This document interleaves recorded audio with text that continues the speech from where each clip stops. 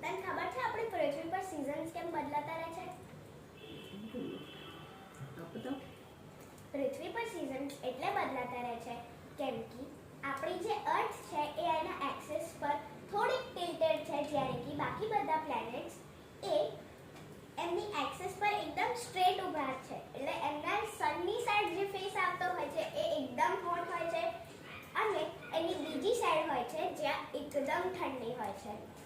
અને આપણી પૃથ્વી હોય છે તો એ તો એની એક્સિસ પર એકદમ ટિલ્ટેડ છે, એટલે ઉપરની સાઈડ પર સનની રેસ થોડીક ઓછી મળે છે. ઉપર નીચેના જે પોલ્સ હોય છે નોર્થ અને સાઉથ પોલ ત્યાં ઠંડી હોય છે, બહુ જ વધારે ઠંડી હોય છે, જ્યારે કે ઇક્વેટર પર ગરમી બહુ જ હોય છે.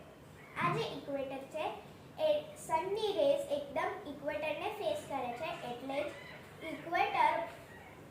ઇક્વેટર પર વધારે ગરમી હોય છે.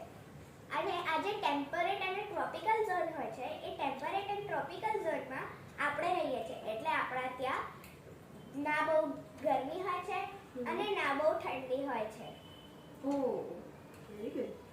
અને બીજો એક વસ્તુ કે પોલાર બેર્સ આટલી બધી પોલાર બેર્સ ને આર્કટિક ફોક્સ આ નોર્થ અને સાઉથ પોલની આટલી ઠંડી જગ્યાઓમાં કેવી રીતે રહી રહે છે?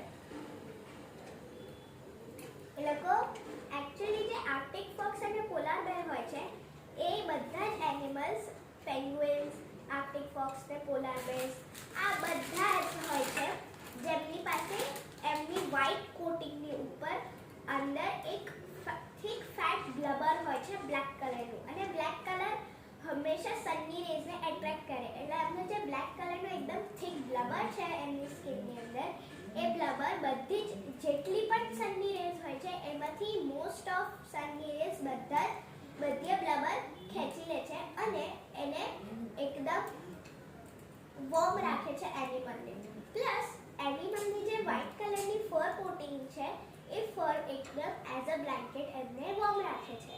અરે વાહ, વેરી